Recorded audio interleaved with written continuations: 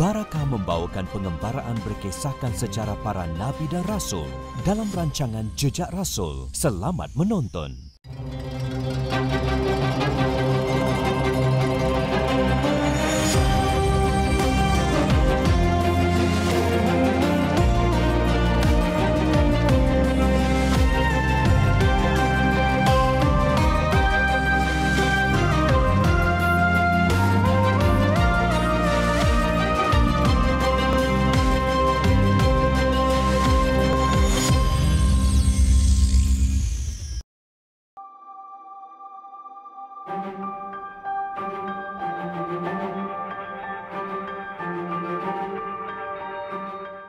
Berhampiran dengan kaki Gunung Jerai dan Lembah Bujang yang bersejarah, Masjid Lama Pegalan Kakap ini merupakan salah sebuah masjid yang tertua di Kedah.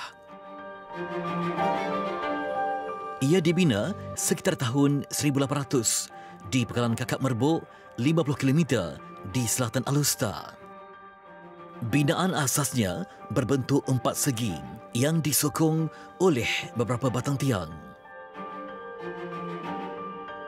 Masjid Lama Pegalan Kakap ini telah siap dibaik pulih pada pertengahan tahun 1994 oleh Jabatan Muzium dan Antikuiti. Sayangnya, setelah diwartakan sebagai bangunan bersejarah, Masjid Lama yang berusia lebih 200 tahun ini sudah tidak dimakmurkan lagi. Fungsinya dipindahkan sepenuhnya kepada masjid baru yang bersebelahan. Monumen warisan ini dipercayai dibina semasa zaman Sultan Ahmad Tajuddin Halim Shah II. Bersemayam di kota Kuala Muda, Sultan Kedah yang berhadapan pelbagai cabaran getir sepanjang tempoh pemerintahan baginda. Lama sebelum serangan Siam, pada November 1821, Sultan Muhammad Jiwa Zainal Abidin Shah II sudah pun bersiap sedia berhadapan kemungkinan serangan musuh.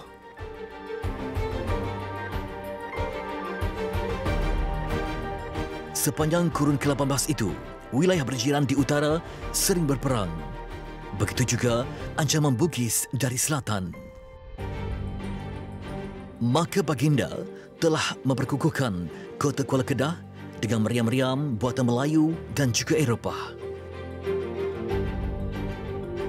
Menyedari ancaman musuh dari utara dan pertahankan maruah negeri serta wilayahnya yang merdeka, Sultan Muhammad Jiwa Zainal Abidin Muazzam Shah II telah membeli puluhan meriam buatan Inggeris ini sebagai benteng tahanan, termasuk meletakkan lela dan rentaka di hadapan muara kota Kuala Kedah ini.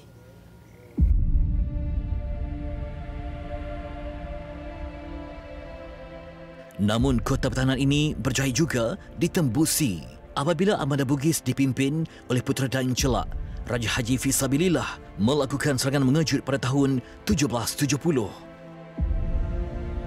Catatan Inggeris menyebutkan 300 pucuk meriam di kota Kuala Kedah telah pun dirampas oleh Angkatan Bugis ketika kembali ke Selangor, menaiki 60 buah kapal dan perahu perang. Ini ialah meriam Katak Puru, meriam buatan orang Melayu. Dinamakan seperti itu kerana kesannya yang menggerutu, dan kalau kita lihat ada banyak kesan pecitan-pecitan daripada pada besi ya, yang sepadan dengan jari. Ternyata ia dibuat ketika besi masih dalam keadaan panas membara. Di situ berlaku proses penempaan untuk memastikan bentuk yang sedemikian. Meriam Badak Berendam dan meriam Katak Puru antara meriam lama Tigalan Perang Kedah Siam di kota ini. 5 dekad selepas serangan Bugis, kota Kuala Kedah sekali lagi berhadapan dengan serangan mengejut. Pada 12 November 1821, perahu-perahu perang berkekuatan 7,000 anggota tiba di perairannya. Kuala Kedah menjadi saksi tentera Siam dari Ligor mengamuk di dalam kota, memulakan perang Kedah Siam yang berlarutan selama 2 dekad. Pembesar Kedah yang terpedaya dengan tipu muslihat tentera Ligor membenarkan mereka memasuki kota Kuala Kedah dengan mudah. Jadi yang orang Kedah ni faham kata angkatan tentera tu main nak ambil beras nak pergi lawan Burma. Main ikut laut, main ikut darat, belagar situ, naik pergi hari tu ada kenduri. Kenuri Tengku Laksmana kot nak nikah anak dia. Orang ramai semua orang nak. Dia pun nak dengan senjata apa semua tu. So, cukup masa bagi isyarat saja. Waktu itulah yang serang menserta-merta yang bunuh habis tu. Perang musuh bisik bermula dengan pembantaian ke atas pembesar dan penduduk kota yang langsung tidak bersedia. Antara objektif serangan ialah menangkap Sultan Ahmad Tajuddin Halim Shah II. Namun semasa serangan itu, Sultan tiada di kota Kuala Kedah. Baginda bersemayam di Istana Pulau Tiga berhampiran kota Kuala Muda kerana menyelia pembinaan terusan. Sungai Muda, sungai terpanjang di Kedah, mengalir sejauh 203 km bermula dari hutan simpan Ulu Muda dan berakhir di Kuala Muda dan Selat Melaka. Kuala Muda menjadi pelabuhan penting Kedah pada kurun ke-17 sehingga kurun ke-19 silam. Bukan sahaja disinggahi kapal-kapal yang melintasi Selat Melaka, Kuala Muda menjadi stesen pengumpulan bahan mentah dan penjualan komoditi berharga yang dibawa dari pedalaman seperti timah, gading gajah, rempah dan pelbagai hasil hutan.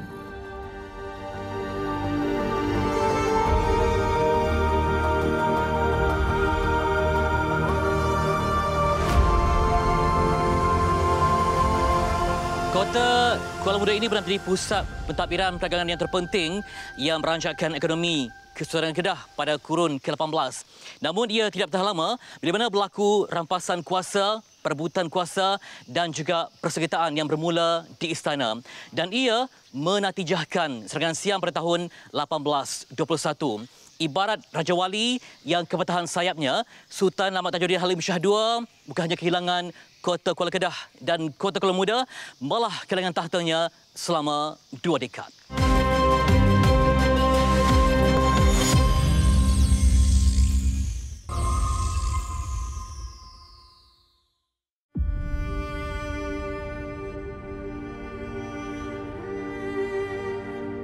Jauh dari kesibukan aktiviti ekonomi di Pelabuhan Kuala Muda, Sultan membina istananya di Pulau Tiga yang didirikan di atas Sungai Merbuk. Di situlah baginda bersemayam semasa tentera Siam menawan kota Kuala Kedah. November 1821, sekalipun Siam berjaya menawan kota Kuala Kedah, namun sebenarnya mereka masih gagal untuk menangkap dan menawan Sultan Ahmad Tajuddin Halim Shah II kerana baginda berada di kota Kuala Muda ataupun bersemayam di Istana Pulau Tiga. Hari ini saya akan menyusuri Sungai Merbuk untuk menjejaki di manakah sebenarnya lokasi Istana Baginda. Ironinya, ketika itu hubungan Kedah dengan Siam agak erat. Apabila Sultan Ahmad Tajuddin Halim Shah II menaiki tahta Kedah pada tahun 1803, baginda meneruskan tradisi sultan-sultan sebelumnya supaya Kedah kekal merdeka. Kerajaannya memenuhi setiap permintaan Siam, khususnya dalam kerjasama ketenteraan.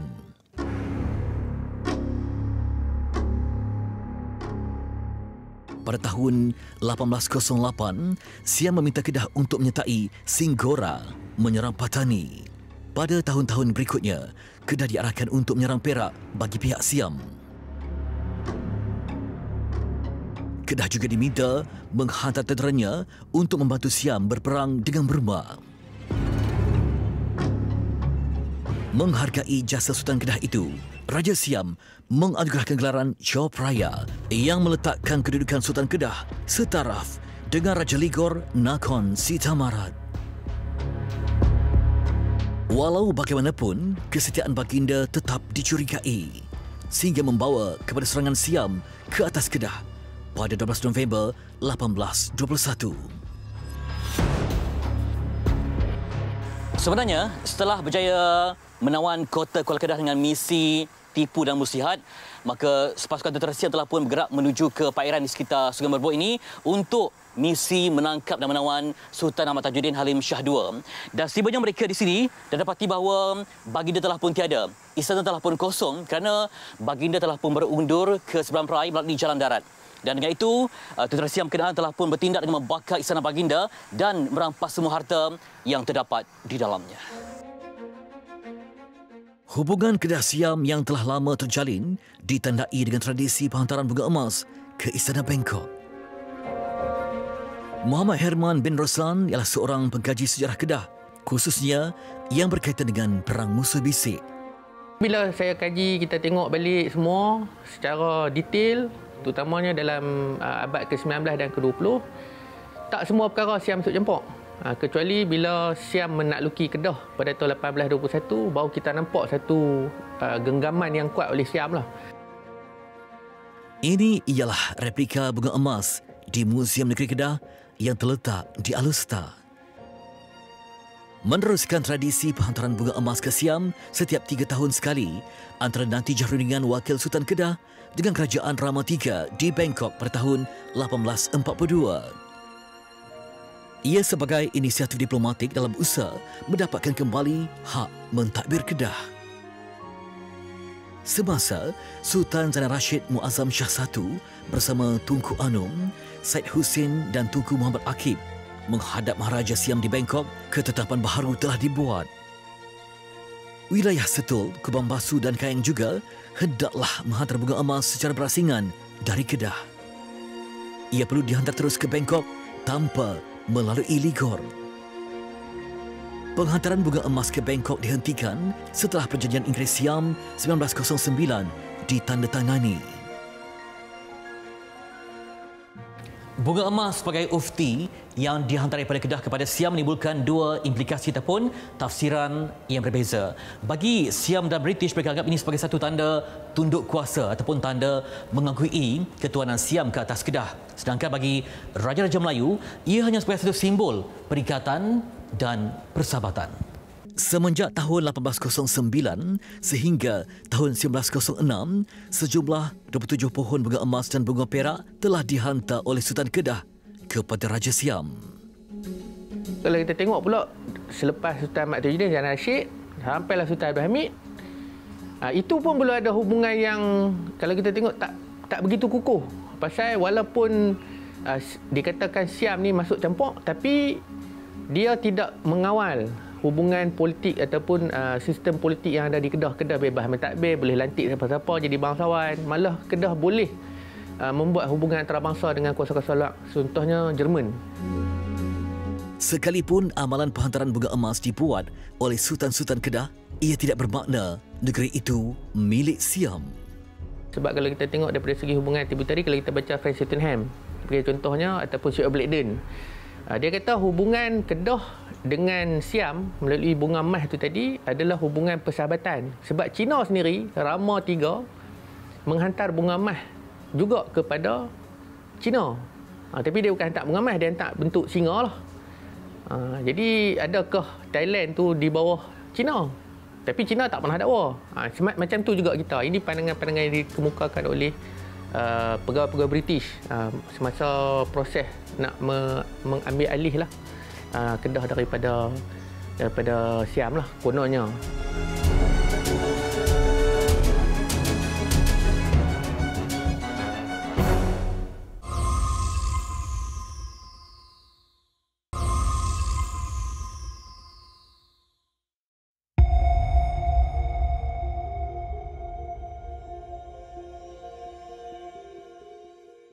Bunga emas ialah simbol kuasa Siam ke atas negeri-negeri Melayu termasuk Kedah.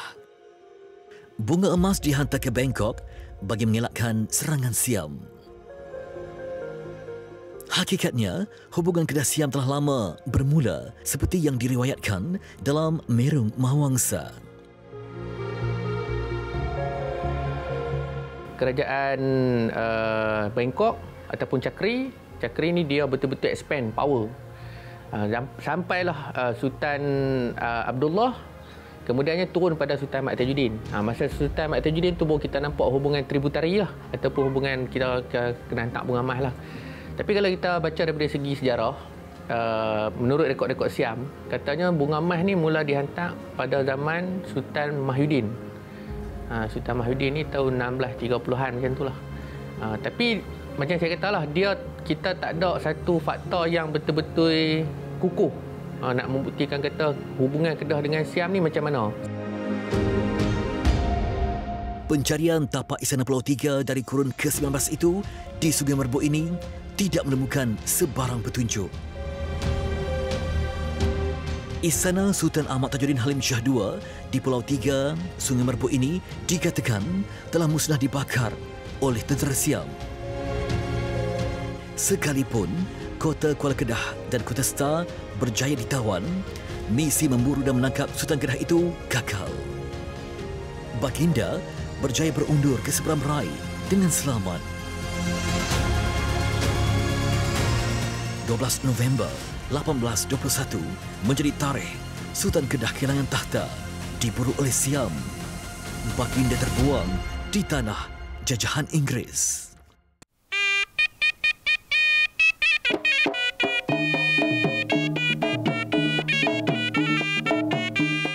Gubernur Ligor, Nakhon Si Thammarat yang mencemburui Sultan Ahmad Tajuddin Halim Shah II kerana dianugerahi martabat Chop Raya, akhirnya berjaya menawan Kedah. Setelah Kedah tumbang dan pentadbirannya diserah kepada Raja Ligor, pelbagai kezaliman dan penyiksaan menimpa rakyat. Rakyat Kedah bangkit melawan. Gerakan militan diatur bagi melancarkan serangan balas terhadap Siam secara perang terbuka dan juga gerila. Kampung kota di Suam Perai ini amat penting dalam mengenang sejarah Perang Musuh Bisik. Di lokasi inilah Sultan Ahmad Tajuddin berundur. Tunku Kudin, Tunku Selamat dan Tunku Muhammad Saad merancang strategi untuk bebaskan Kedah daripada cengkaman Siam.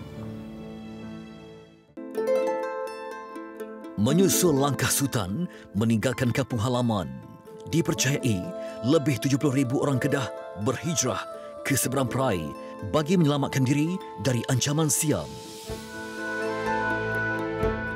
Makam diraja di kampung kota Permatang Pasir Bukit Bertajam Pulau Pinang ini menempatkan 8 buah makam keluarga diraja Kedah. Antaranya adalah makam Tunku Sulaiman Ibi almarhum Sultan Muhammad Jiwa Zainal Adilin Muazzam Shah II. Tunku Sulaiman berpindah ke kampung kota ini ekoran krisis perebutan takhta Kesultanan Kedah ke-22 pada awal kurun ke-19. Sejak itulah, kampung kota ini dimajukan oleh Tunku Sulaiman sebagai pusat pentadbiran bagi daerah Seberang Perai yang bernaung di bawah Kesultanan Kedah. Istana Tunku Sulaiman di kampung kota ini menjadi markas Angkatan Tentera Kedah. Sultan Ahmad Tajuddin Halim Shah II cuba mengatur semula kekuatan bagi menebus kekalahan. Sultan Ahmad Tajuddin juga telah dapat melihat bahawa dia perlu mempersiapkan satu angkatan untuk menyerang balas, mengambil balik Kedah. Kampung kota merupakan tempat yang strategik kerana ada laluan-laluan sungai, laluan jalan darat dan juga ditadbir, masih lagi dalam Kedah, ditadbir oleh Tunku Sulaiman adiknya dan tidak terdedah kepada kedudukan berhampiran pantai macam Kuala Perai, kedudukan dia hampir dengan laut. Kampung kota merupakan pusat mengatur serangan balas ke Kedah. Tunku Sulaiman yang menjadi Raja Perai ketika itu menghimpunkan para penghulu, panglima dan juga datuk-datuk di dalam kota ini untuk bersama-sama berperang untuk mendapatkan kembali Kedah aman. Seperti yang dicatatkan dalam satu surat di Chronicle Singapore pada tarikh 19 Disember 1829. Dikatakan Seberang Perai ini senyap sunyi, tiada sesiapa. Rupa-rupanya mereka semua sedang berjuang di tanah di lapang padi. Tunku Sulaiman merupakan, kalau kita katakan ini sebagai panglima perang tertinggi lah selepas Sultan Ahmad Tajuddin. Kerana Sultan Ahmad Tajuddin berada sebentar, sekejap saja, beberapa tahun di kampung kota ini kerana Siam dalam perjanjian, selepas perjanjian Benir 1826, Siam komplain kepada Inggeris kerana membiarkan Sultan Ahmad Tajuddin berada di kampung kota, mengatur serangan, mengancam Siam. Menekuni antara baris kelabu, terhamparlah makna hakiki manusia dan manusiawi. Menjelmakan rupa, menyerlahkan sifat terbaik dan terburuknya di balik helai-helai sejarah lalu.